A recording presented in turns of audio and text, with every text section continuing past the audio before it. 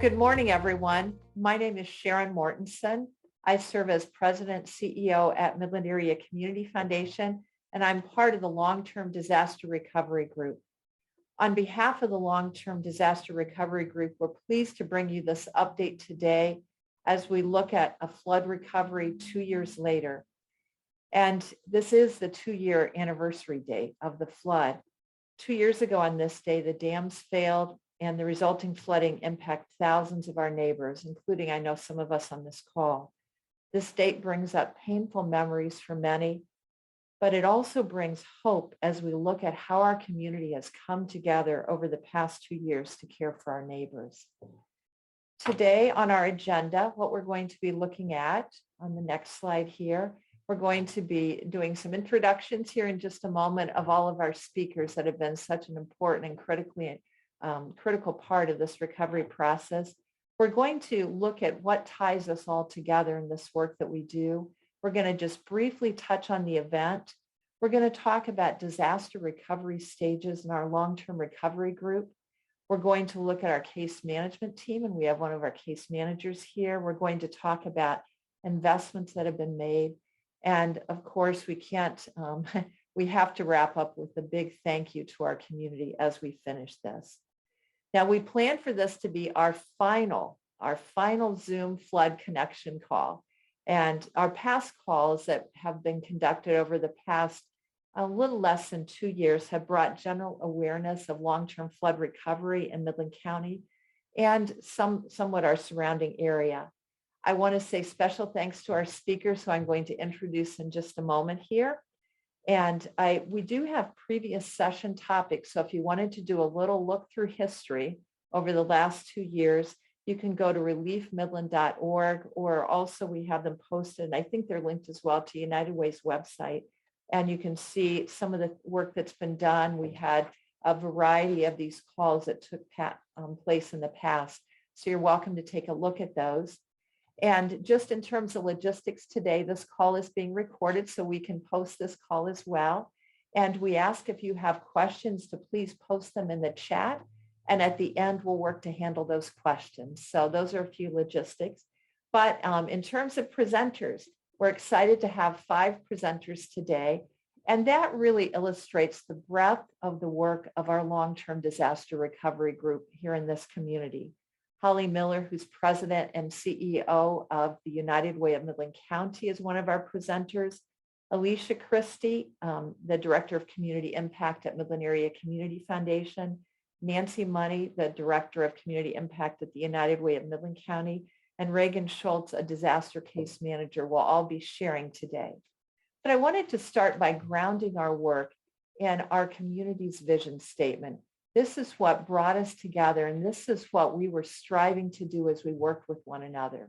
This vision statement was developed by many in this community. In fact, some of you on this call probably had a part in it, saying, what do we envision for Midland County?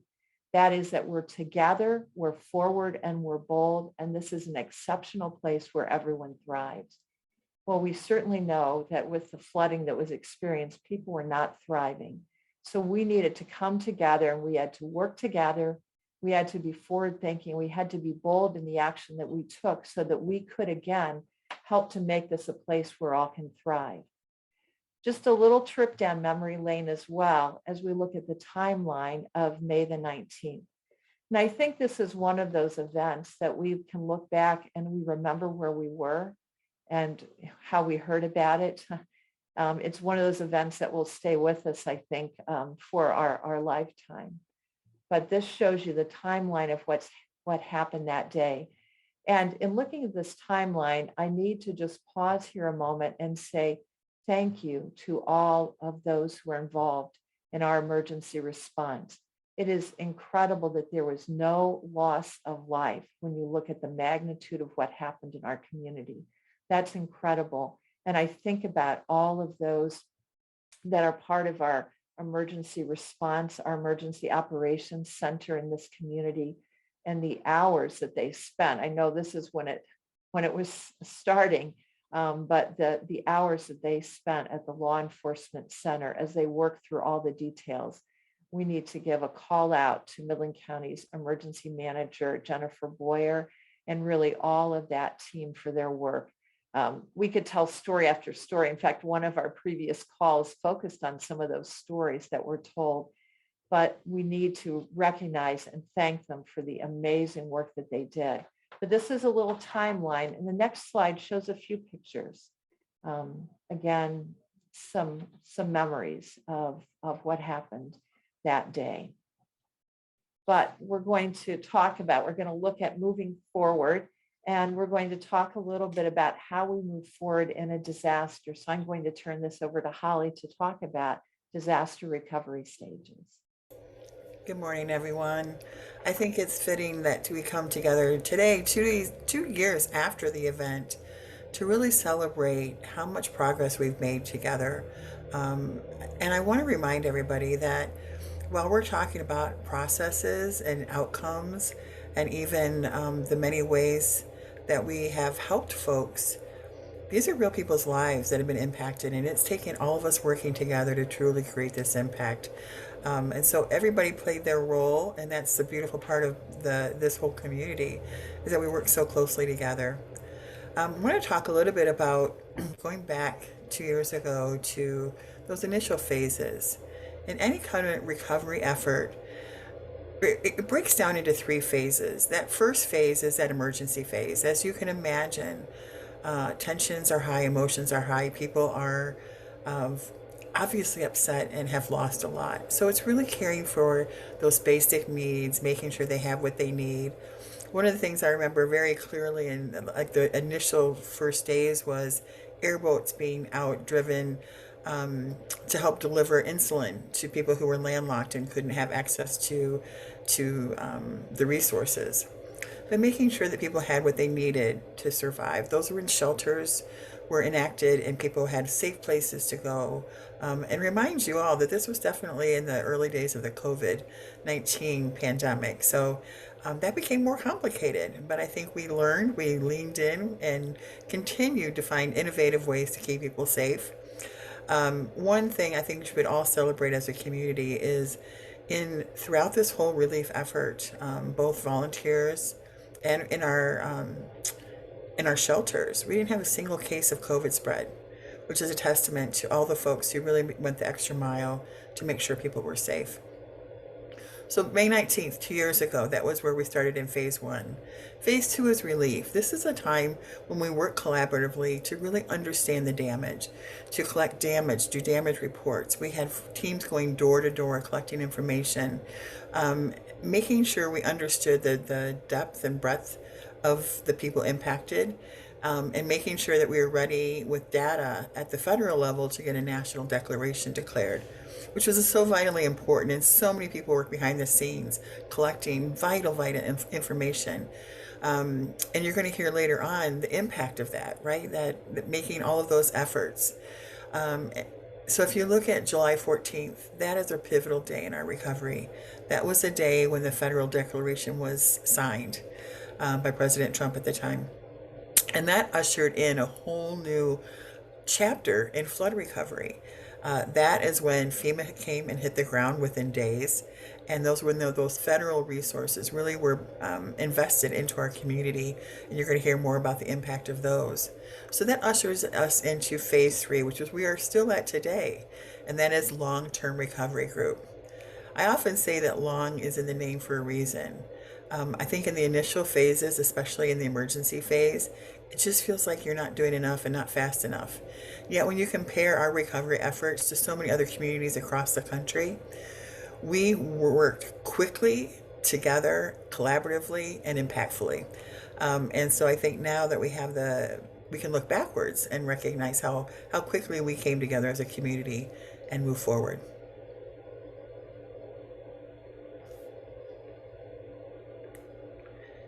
This is a photo that, right, photos can tell a story, but when you think about that emergency phase, this is what recovery looked like. It was getting the things that people needed to them as quickly as they could. And you'll hear more about we had set up 8 distribution centers across the region to make sure that the amazing in-kind donated materials that were coming in from all over the country, they were uh, bringing in semis. We had people coming in by plane, and really it required a significant collaborative spirit to actually get these items back out into the community. And these are just some of the pictures that illustrate that great work. A couple of them you'll see where the Dow turned their hangar into a warehouse and a weigh station where things were collaborated or collected and then sent on. And I'll turn it back over to Sharon.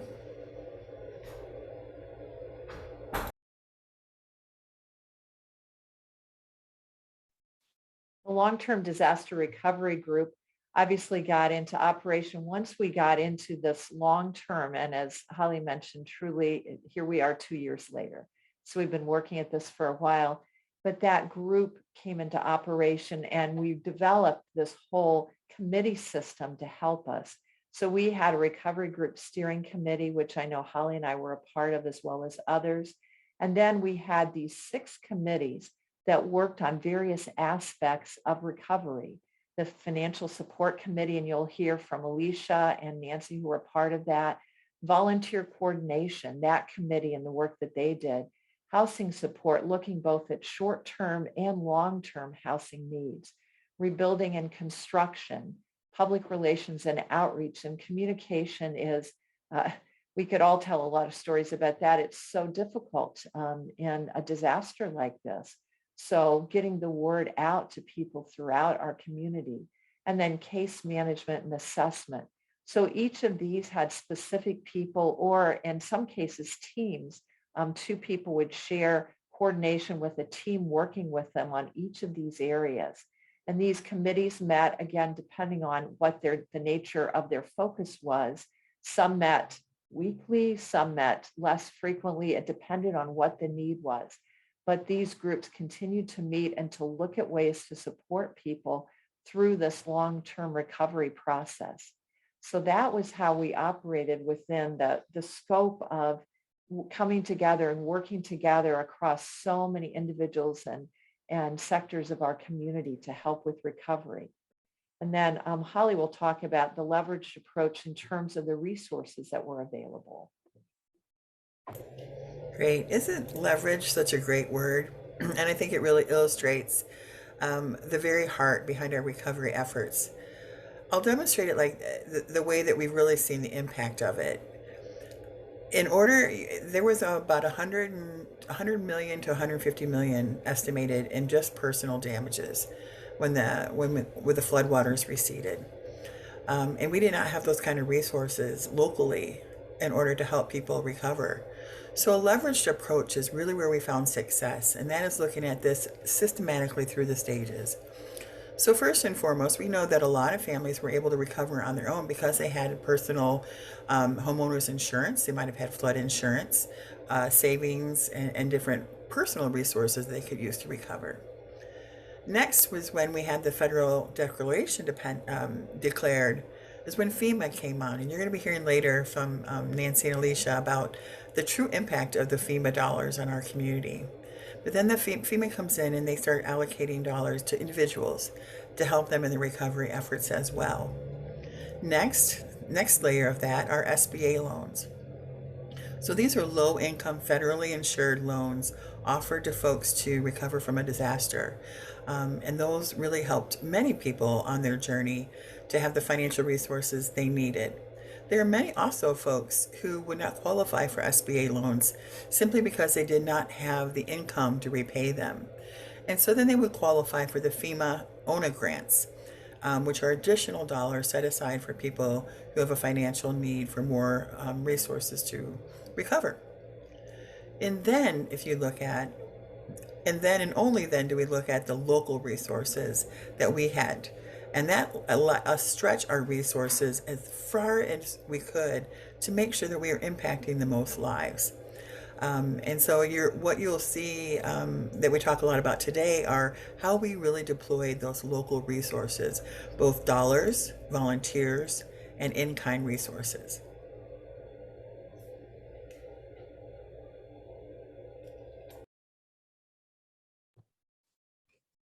Good morning. My name is Reagan Schultz. I am a disaster case manager that has been supporting Midland flood recovery efforts since that July 2020 date that Holly mentioned earlier. Back then, we were trained through just long-term recovery and disaster case management best practices with the United Methodist Committee on Relief, and we're tasked with meeting with our flood affected individuals and families and listening to their stories, assessing their needs, and connecting them with some of those resources that Holly just outlined in her description of this leveraged approach. So there were federal resources, state resources, and then considering what local resources may be available to them as well. So I think one thing that is important to mention is just kind of how people learned about our services. Sharon mentioned the communications committee. There were press releases and social media and lots of different ways that the availability of case management was made known to the public, and we had a flood line that people were continuously being referred to, but it really involved so much more than just the posts that were made. It required full participation from like all of our nonprofit agencies and like civic organizations throughout the community to say, you're flood affected, call disaster case management and be considered.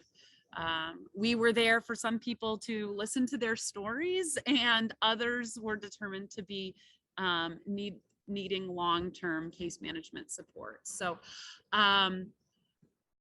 there were also lots of referrals. Once we would work with some households, word would spread. They would share their stories with their neighbors, and we got a lot of referrals just through word of mouth. But lots of agencies like senior services, they're working with seniors day to day, and when they would hear that their clients were flood affected, they would refer them to reach out to us to get their flood needs met. And so that's just one example of how there were people all throughout the community connecting people to these case management resources.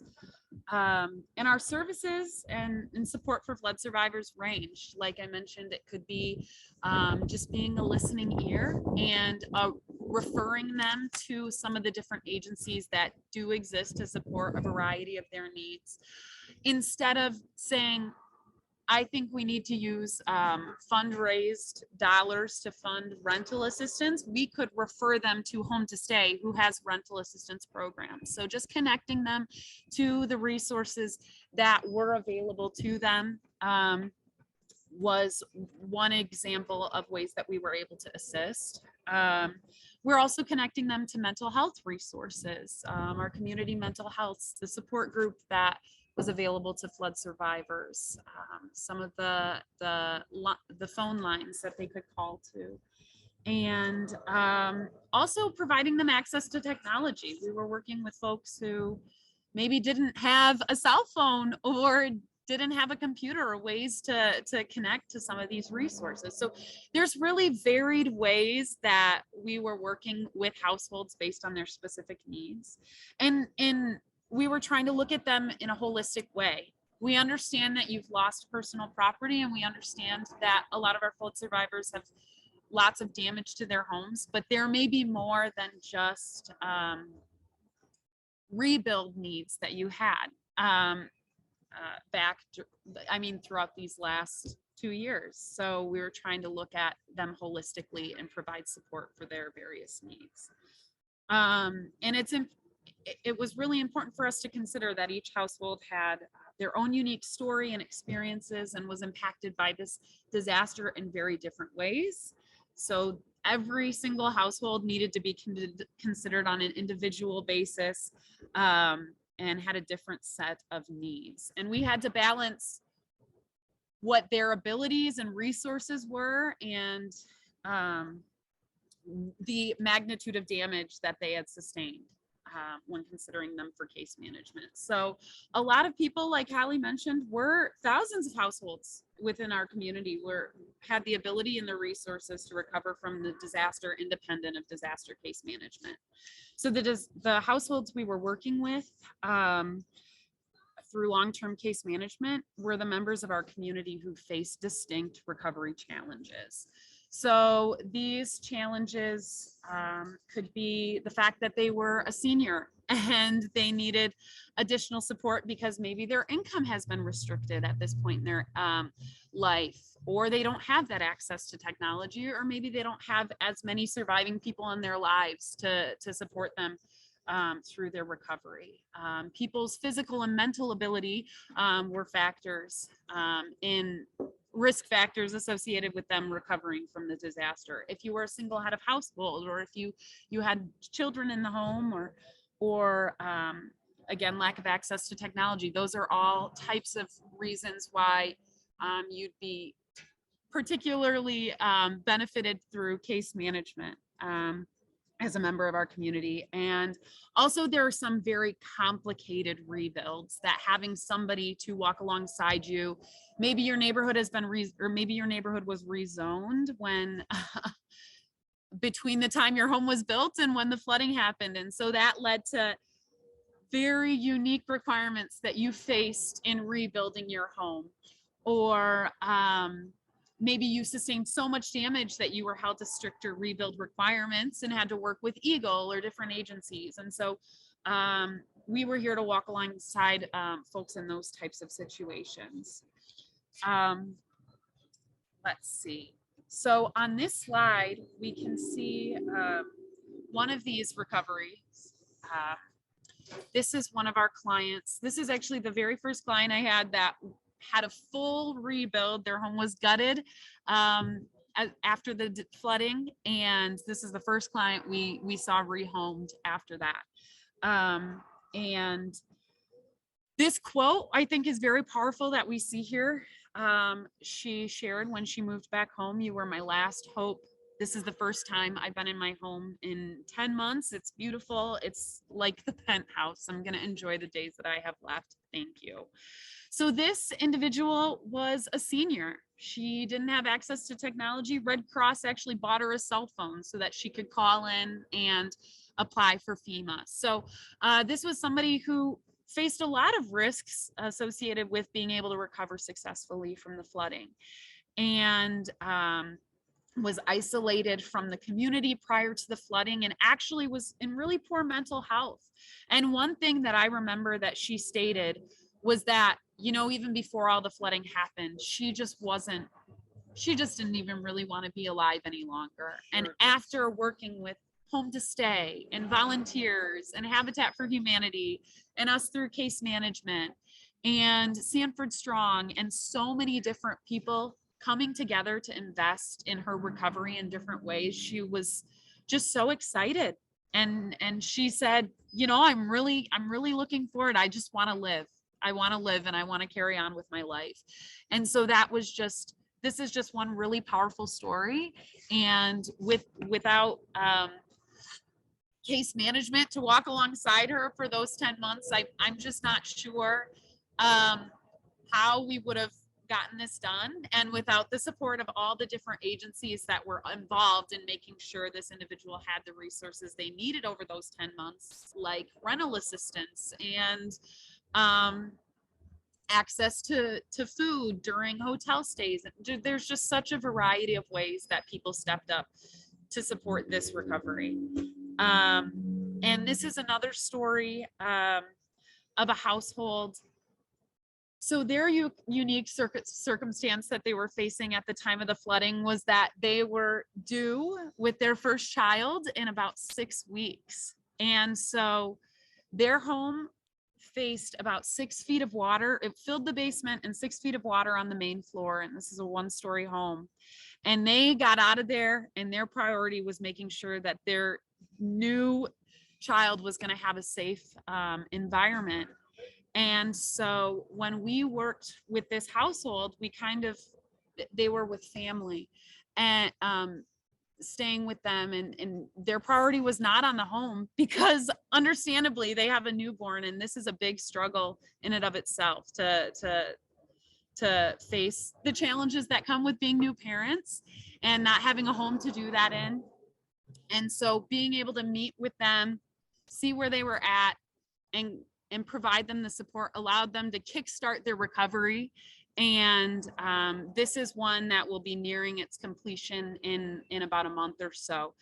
We'll see them back in their home. And they say in their quote here, "I never realized the importance of drywall and painted walls. It just makes the house look more like a home again, and it gives us a sense of hope that we are on our way to recovery." And this is a home that was just recently drywalled, and it's really coming together. And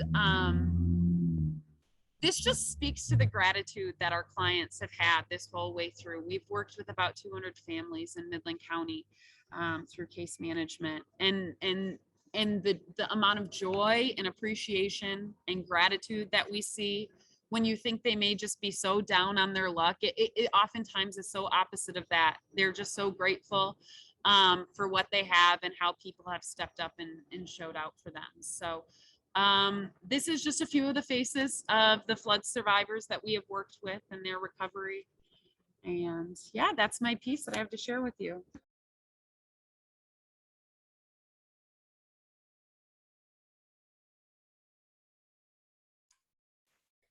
Thanks, Reagan. Appreciate it. So Nancy and I are up next from a financial standpoint, and really we're going to try to, in a few minutes that we have, paint the totality of the picture related to financial support as it relates to the flood recovery and efforts within our community over the last 2 years.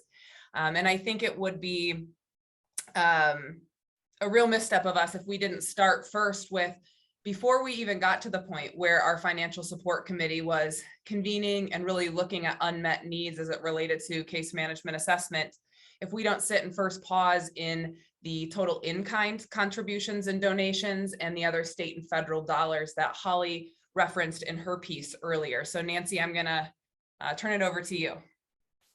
So thanks, Alicia. So a couple things here. As we've all talked about, or everybody that's talked about so far about the collaborative nature of this recovery program, it really truly has been. And I can just say from experience, having been involved in long-term recovery groups and programs in different counties across the state of Michigan, the way that Midland came together holistically is really what allowed the healing and the supports to be able to take place working together and not against each other. So you can see from the slide shown here that the amount of total in-kind donations is significant. And I think sometimes we get so focused on monetary donations that we forget about these in-kind donations and the value that brings to folks in a whole nother way. And so as you can see from this slide, we see that in basic needs and building supplies, there was over $3 million that were invested. And many of these building supplies were donated through national organizations and companies that just reached out and said, hey, what can we do? We have things that we'll be able to donate. What do we need to do? Where do we need to get them? And to circle back to something Holly said earlier, again, really showing the collaborative nature of this, Dow stepped up and said, hey, we have a hangar. We can accept these supplies there. So without that initially, we wouldn't even have been able to bring in many of these donated supplies that were then in turn used to put shingles on people's new roofs, to siding, all these kinds of things that saved the long-term recovery group dollars having to use community resources to be able to pay for those things. Again, to Holly's earlier point regarding there were 8 stations that were set up, distribution centers that were set up to be able to distribute a lot of these basic needs, because in that first phase of a disaster, that's really what people are worried about. They just need food, water, and personal care items and cleaning supplies to be able to just get through and think about what even is the next step. And so the community quickly rallying around that and being able to step up and do that, both the provision of the actual items as well as being able to rally and get those distribution centers set up. And then the Whirlpool appliance sale is something that was negotiated that was just life-changing for many in our community who had suffered the flood, because they were, as many of you know, one of the things that a lot of people did lose was their appliances. And so Whirlpool, as a wonderful partner, came in and brought appliances that folks could purchase at a reduced cost to be able to, again, to make themselves get back as to being what they considered whole after the disaster that they suffered. Regarding the federal, state and federal dollars, this was huge in our community for various reasons. So there were a total of 5,235 FEMA registrations, totaling over the IHP, which is the individual household, totaled over $30 million in supports. So when you look at FEMA and the dollars that they brought in and were able to distribute, FEMA never does say that, hey, we're going to give you enough money to make you completely whole again or to rebuild your house. That's just not, it's not possible for them to be able to do that. But what they are able to do is gives those supports for folks in living spaces that are primary living spaces that can help toward their rebuild or their reconstruction process.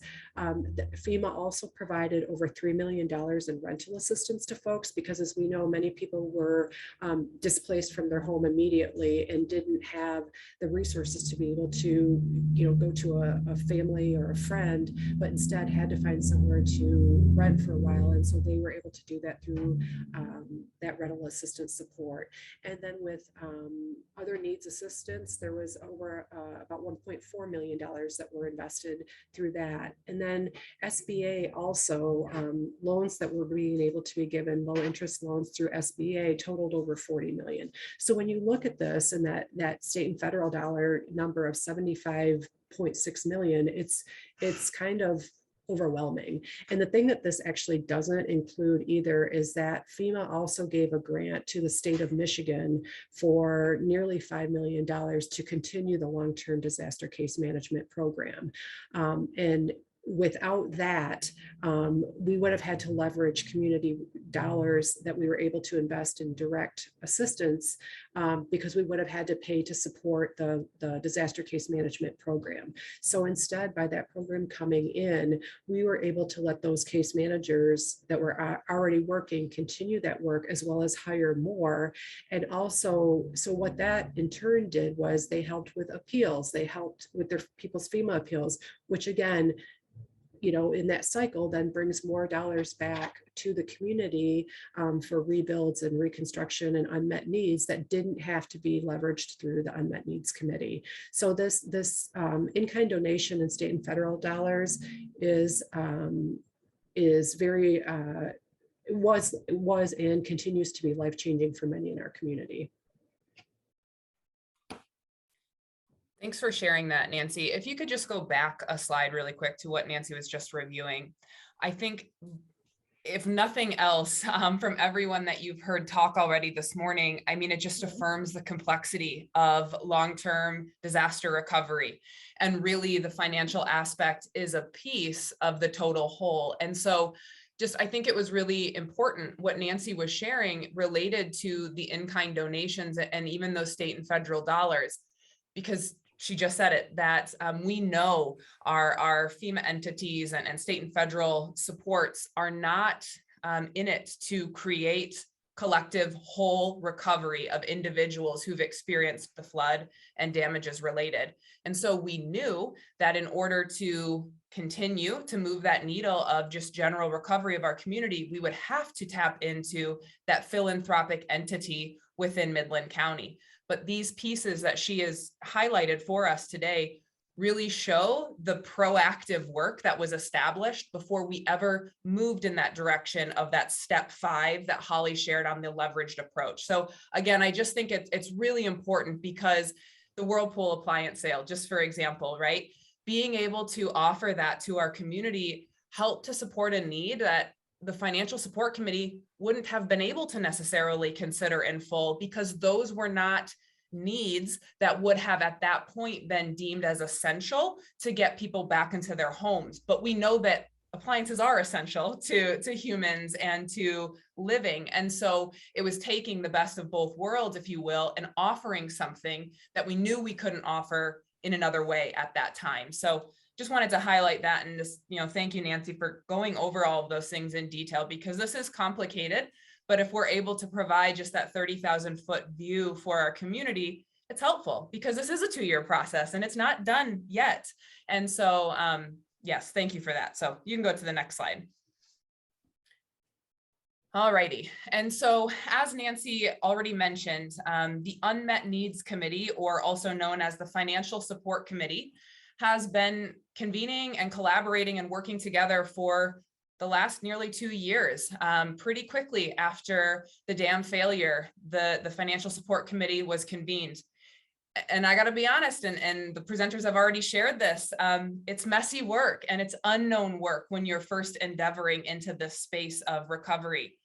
And it can feel slow. And so we were really coming together to set an understanding of what are we doing as a financial support group aligned to long-term disaster recovery, and through the philanthropic funds that had been raised through United Way of Midland County and the Midland Area Community Foundation. So there was a lot of conversation, a lot of hard conversation, collaboration to try to figure out what is the best way, the best practice to move forward in supporting our community as it relates to financial investments. And so these are some very high level statistics for you. We do think it's important to highlight these pieces for our community, because again, it allows for you all to see a very quick snapshot. But please do not take this as the totality of the work that has happened. There are individual stories behind every single thing that you are seeing here. There is case management touch points between everything that you are seeing here. And I think that that's just really important, that there's been a lot of work that has happened, but it's not really solely at the helm of the financial dollars that were raised. It's through the collective work of our case management and our structures of best practice that we were able to bring these recovery investments to our community. So again, just very high level in the middle of that circle, just over $5.2 million were raised for flood relief efforts. And to date, nearly $5 million of that has been committed and invested into flood recovery. And it is important to name that that is the fifth leverage points that Holly talked about on that continuum, that really these dollars were not activated until we knew that the FEMA dollars, the SBA dollars, state, federal dollars had been tapped into and utilized as much as possible, because it was important that we could stretch these dollars in a way that made most sense for Midland County. We knew that the damage was greater than any dollar amount that we had as philanthropy, state and federal dollars. And so we had to be very intentional about getting these dollars out in the best way possible. Through those dollars, again, just some touch points is that these dollars that are listed here have supported 179 homes, families, many more people than just are reflected in that 179 number. Of those that total number, 78 homes in the city of Midland have been attended to, 91 homes in the village of Sanford, and 8 homes in Gladwin. And again, this is important to note because really there's been a spectrum of support. Some of these rebuilds that are marked on here have been complete rebuilds from the ground up. And that's, Reagan had touched on one of those in her human interest story. To others having very specific and targeted needs. And again, while there was a financial support committee, there is a financial support committee that's representative of a very multi-sectored and multi-expert committee within our community. We had people from the faith sector, emergency management, from our municipalities, nonprofits, our philanthropy arms. We were all there to help create a process and help create a procedure, if you will, for getting these dollars out. but it was not done in a vacuum. We could not do this work without the best practice and evidence-based model of disaster case management through our community's disaster case managers. So none of these dollars were deployed or invested into our community without a very streamlined assessment process for people and the unmet needs that they had related to flood recovery. And I guess the last piece I'll touch on here is the 5 points under flood recovery investments. It is important, again, to share some very basic metrics with our community so they can see some practical examples of where these dollars went, whether through United Way's relief fund or the Community Foundation's relief fund. What we want to also share with you, in addition to some of these pieces, is that it even took before, well before any of these investments were made, to see how are we looking at recovery as an infrastructure to our community? How are we making sure we're using some upfront philanthropy dollars to get the ball rolling on a very large and cumbersome process? So even being able to use some of these collective dollars to support the start of case management, the start of construction management and housing case management, those were some really key critical pieces to help then address these other needs that came from investments at United Way or additional things through the Community Foundation.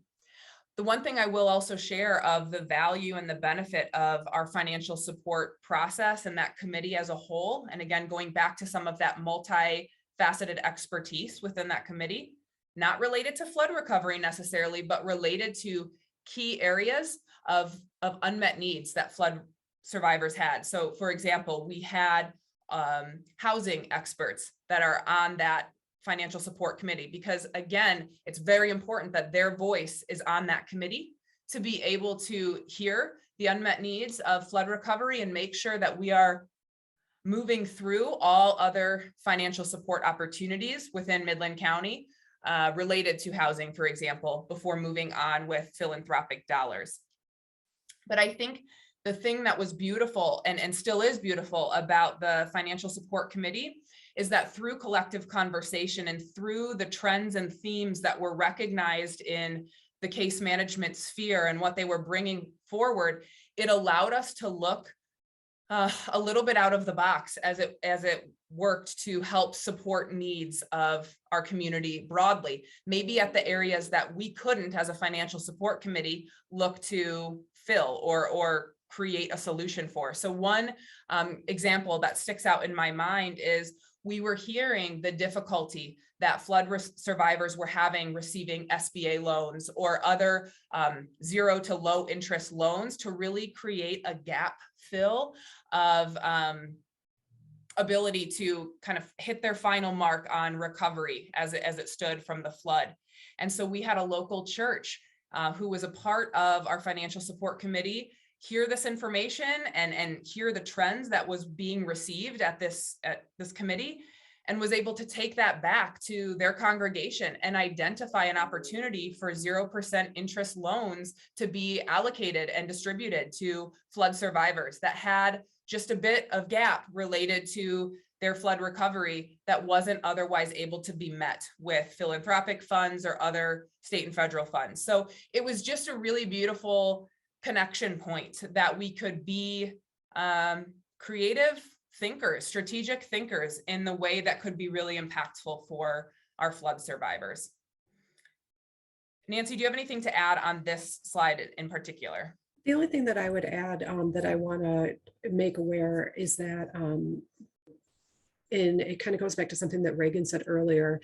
When you look at this total where it says home rebuilds of 179 homes, there were actually 440 cases that were opened. So I want to make sure that that's just kind of highlighted as well, that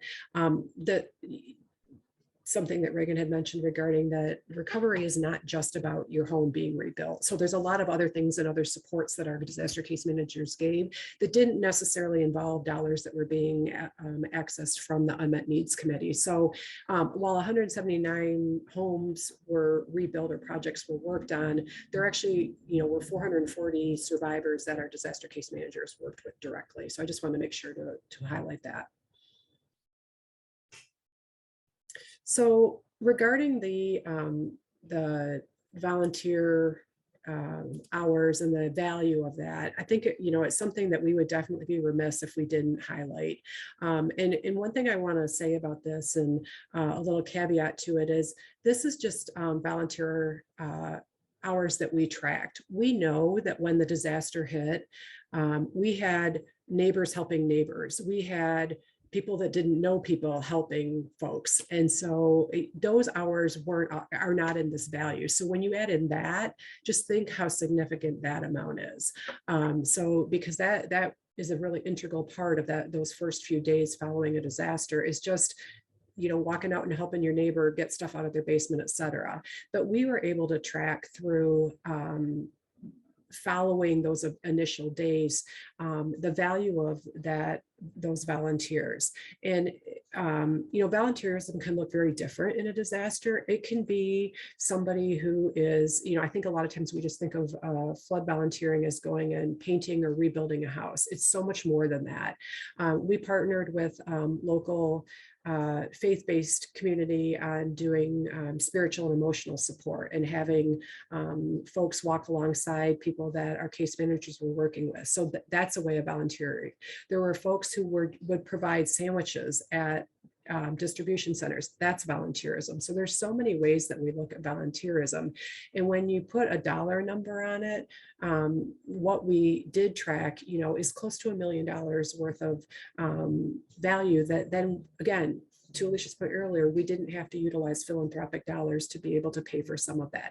A lot of this was work in people's homes, but not all of it. And the other thing that we were really blessed in this community to have was, in terms of volunteerism, was right when the dams broke, we had a lot of national VOAD, which is voluntary organizations assisting in disaster, that flooded our community to be able to come in and help folks get their getting mucked out and sanitized from the waters that were in their basement. So, as we continue this journey in this path, volunteerism is something that is vitally important to our community, not just pre and post disaster, but every day. So, thank you.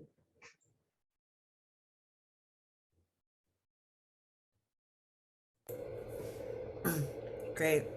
Well, I'm going to share this slide with Sharon, but one of the things 2 years later I think is really valuable is to say, what have we learned? What have we learned through the process? Where have we had great success? But also, what have we learned that we would do differently next time around? Certainly in any kind of major community event like this, there are lessons to be learned. So I think the first is collaboration is really the key to success. If we had looked at this as one organization or one group or individual trying to manage flood recovery, we would have failed. It took all of us working together and playing to our strengths, and all of us doing what we could, but together we did what was needed. This was a really important lesson too, and that is recovery takes time. I know I can speak for the whole long-term disaster recovery group, who was working day and night and day and night, and it just never felt like you could go fast enough. Because when it comes to human suffering, I think all of us were compelled to want to be quicker, faster. But to do it right, you have to look at the systems, and it takes time. And I think the results really speak for themselves now when you see the level of impact and the number of families we've been able to support collectively because of a systems-based approach. And that's the third bullet, is really a systems-based approach is where you really see those net results. It allows for leveraging. It allows for best practice, systems approach and building. Putting the whole long-term disaster recovery group together and making sure that it had intellectual leaders as well as folks on the ground that could help in those specific areas. And Sharon. And then, to build on additional lessons, a leveraged approach stretches local resources. And you already saw that from the charts earlier in this presentation, is we were able to stretch our local resources because we leveraged those federal resources that were available. And we realized too that these resources don't cover everything that people lost. There are limitations to these resources, and we understand that. And we know that's really painful because people are not, they're not necessarily restored whole, right? I mean, they have what they need to be able to move ahead, but we know that it doesn't do everything. But we know that leveraging this leveraged approach stretched our local resources and enabled us to help so many in our community. And also telling the long-term disaster recovery story outside of emergencies is important.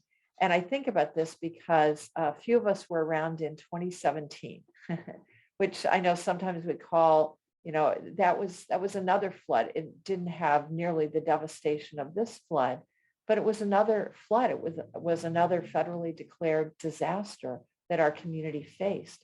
And having done that work really set a great foundation for the work that we were able to do this time, and we were able to build on it.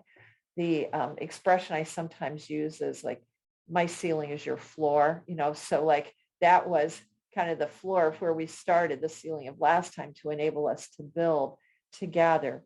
So telling that story when it's not a disaster time helps us so we can have greater trust and ability to work together when a disaster strikes.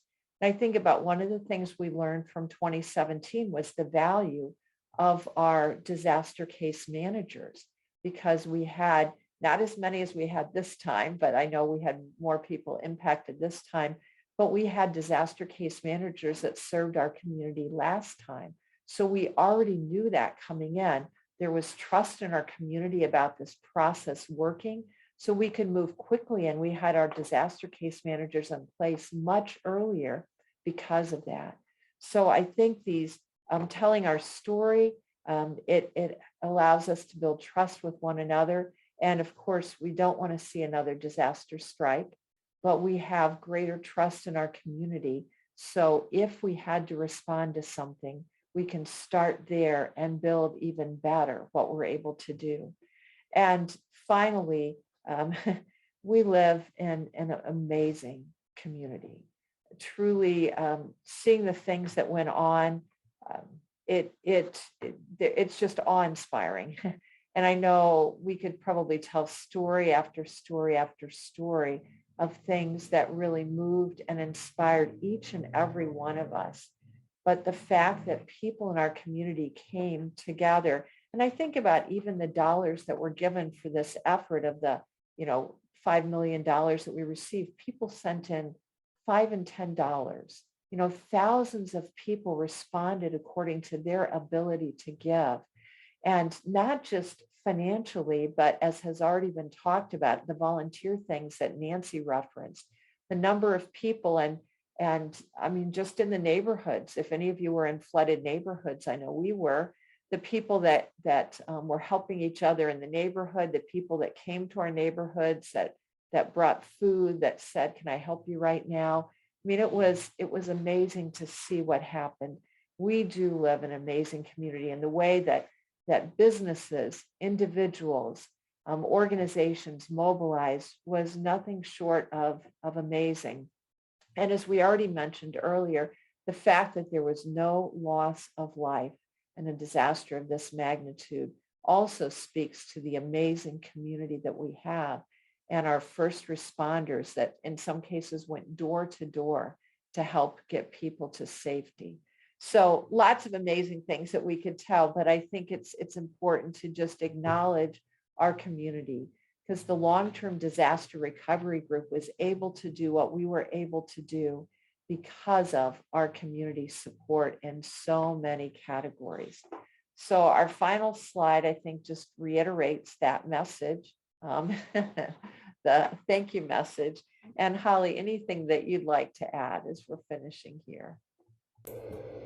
No, nothing other than to echo the sentiments of gratitude. Everybody did their part, and I can't imagine doing this work anywhere else. So lots of gratitude for everybody. So thank you all for joining us today. We appreciate your interest in hearing this. We appreciate the way that you've helped to support this. And one thing I would like, and I'm wondering if maybe Reagan, you could just put in the chat the disaster case manager phone number there for many that have that have some concerns so we can make sure that they can connect as well. So again, as we look back 2 years ago, we want to say thank you for all that you've been a part of in this effort. Appreciate our speakers today and appreciate your interest in all of you joining us today. So thank you so much.